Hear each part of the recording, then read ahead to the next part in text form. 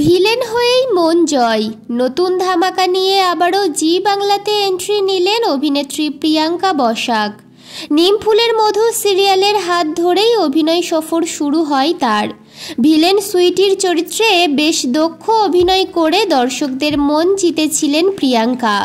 এরপর কোন গোপনে মন ভেসেছে ধারাবাহিকেও এন্ট্রি নিয়েছিলেন তিনি, তবে সেই চরিত্রে আর দেখা মেলে না তার।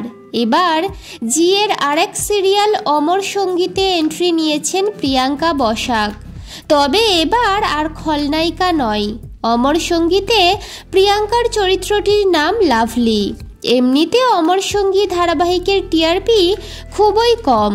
এবার নতুন ট্র্যাকে টিআরপিতে কোনো বদল আসে কিনা সেটাই দেখার।